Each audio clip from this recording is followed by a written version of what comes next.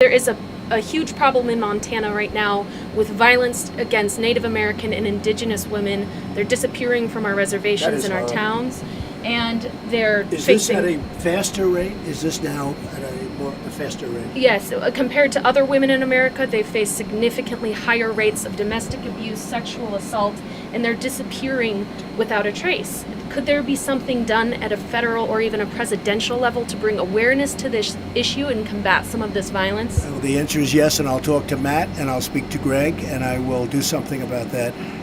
I have been hearing about it. I think it's terrible. This is, again, maybe human trafficking, which is worldwide because of the internet. It's at the highest level it's ever been. You know, who would think this? You would think it's 500 years ago we're talking about. Human trafficking is terrible. Now, that could be the case in this situation, but I have been hearing about it, and I've been actually hearing about it from Greg, who was saying that it's terrible what's going on. We will look at it from a federal level. Absolutely. It's horrible. All right, and turning to a little bit to agriculture, which is one of our top economies in Montana. Farmers are feeling frustrated because they're not able to sell their crops and the products they produce because of increasing tariffs from the Chinese market. Is there a point when you would roll back some tariffs to give our farmers relief? Well, we want to open the China market. New vaccines come with a lot of questions. Will this work? Is this safe? What will it do to my body or to my kid? Who wants to be a guinea pig for some new science experiment? Well, I do. Comes a little poke.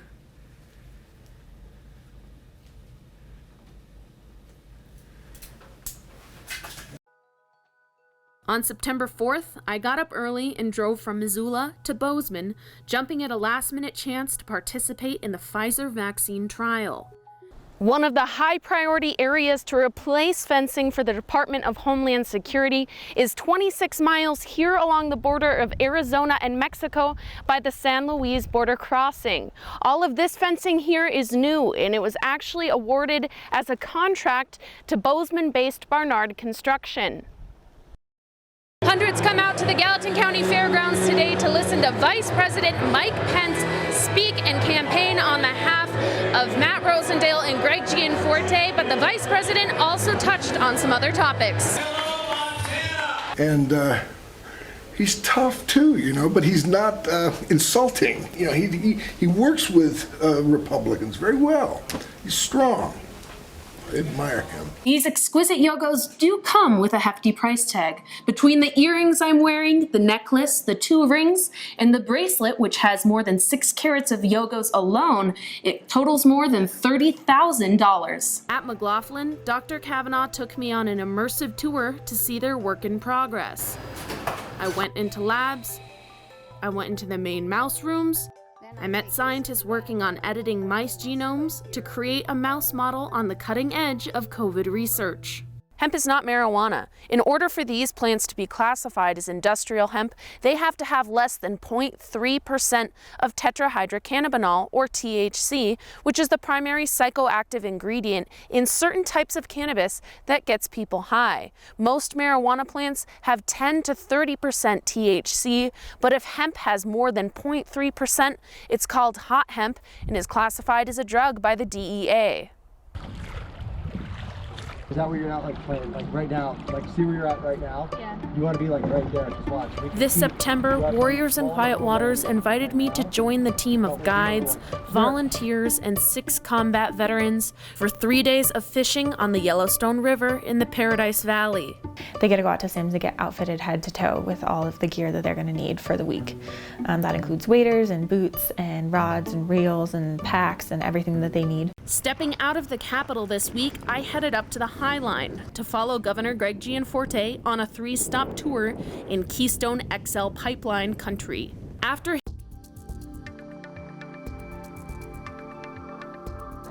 Welcome to The Rundown. I'm Jackie Coffin. The Rundown is a news and public affairs show on Montana PBS, providing viewers with a deep dive into important local issues they won't find anywhere else on Montana airwaves. People choose to live on the reservation. Running for President of the United States. Cartels are making a lot of money with all this that's going on the border. In a time of growing dividedness between Americans and distrust in the media, we use ethical, unbiased reporting as our strongest tool to show people how closely connected we really are and how national issues tie right into our local communities. I was undocumented for 16 years. This fall, viewers will get an in-depth look at immigration, marijuana, and the plague of violence against Native American women. And now my people know that I will not let them down, ever. All coming up on Montana PBS. So what we're looking at here today is a fire scar that represents two major fires in Yellowstone's history. The 1988 fires that burned nearly 800,000 acres, as well as the 2016 Maple Fire that burned about 50,000 acres. CryptoWatt LLC's main mining facility will be here, the old MSC Technologies building on the south end of town. Right now he is in the chute and he is ready to go. Lucky for me, the gate didn't open. Milking dairy cows is one of the stations, and already 400 fourth graders have milked Guernsey today. 18,000 ornaments made by Montana children and people across Montana, most of which are adorning the giant Capitol Christmas tree. And today we had the privilege of getting onto the south lawn, which is closed around the tree, and saw ornaments from Montana children covering the whole thing. Hello, from Washington, D.C. I'm at the Montana Coffee right now with Senator Steve Daines here. Hi, Steve. Hey, good morning. Hey, I'm out of coffee. Time to get some more. Me too. I'm meeting Montanans from all over, and I actually see one coming up here. That's Senator John Tester. How are you? Good. How are you? So we're doing a Facebook Live right now and just welcoming everyone to here to the Montana Coffee. Yep, big turnout today. Of course, today's the day we light the national Christmas tree. Keep moving boards, glass, nails, an entire house, and snow out to get to that main line. The grizzly bear attack happened in the area of the Tom Miner Basin right below me. Police say there was an early morning shooting. It happened about 3:15 a.m. and I'll give you a look at just where and be at this parking lot is. An ice jam flood warning has been canceled by the National Weather Service after river levels have dropped a little bit. But I've got to show you this ice jam. Yeah, look how close that is getting up to the Logan Trident Bridge. Wow. Here at Belgrade High School today, there were rumors that a student had brought a gun to school in connection to the stabbing death of his father. Franks interrupted him, saying he hadn't hurt anyone and he didn't understand why he was there. To you at this time, this is... My father's alive. They still don't know the cause of the fire, and they're probably going to be here for another 24 hours trying to put out the flames, put out the hot spots so it's safe for them to go inside and start determining what caused the fire. I'm going to turn around, flip my camera around to give you a look. Rays, heating, and sheet metal, which you can see right behind me, and this is the closest I've been able to get to the business on Front Street so far today. Impacts of smoking and tobacco use, and here's one of the ads you will see. Yellowstone National Park and the other 416 national parks represent the history of our country. They're some of our country's most iconic sights, from breathtaking mountains to wild roaming bison and bears. They're irresistible photo opportunities and bucket list road trips to remember for a lifetime. They represent the great triumphs. They represent some of the tragedies of our country. But looking past the marvels of nature, America's national parks are facing a huge problem. They're falling into serious disrepair. The backlog overall in Yellowstone probably starts to approach $1 billion. About $120 million of deferred maintenance at Glacier. At Grand Teton National Park, there's $180 million of deferred maintenance. Overall, America's national parks are in need of nearly $12 billion in repairs. But what does that look like to the hundreds of millions of people who will pour through their gates this summer? We packed up our car and visited 3 of the most popular parks to find out. First stop, America's oldest and first national park that also has one of the largest backlogs, Yellowstone. It represents our natural history. In Mammoth, we sat down with Dan Wank, who has spent 7 of his 43 years in the National Park Service as superintendent of Yellowstone. Well, Yellowstone actually has an extraordinarily large backlog of deferred maintenance in the park. Within the Park Service, probably the biggest component is the roads in the park.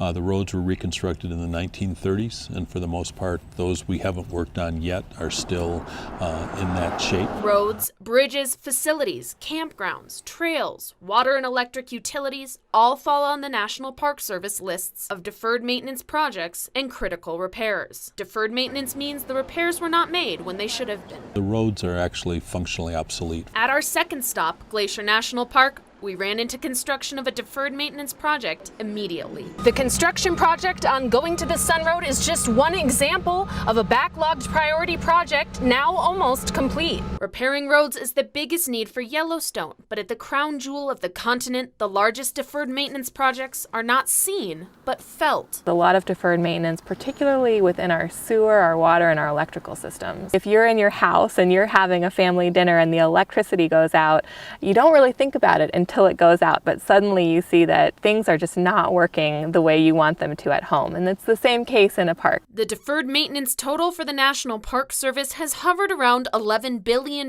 since 2010. That means even as parks chip away at their deferred maintenance deficits, more needed repairs are popping up. This project was approximately $1.3 million. 500 miles south of Glacier, we got to see a completed deferred maintenance project on our third stop in Wyoming's Grand Teton National Park. The boat launch here on the Snake River.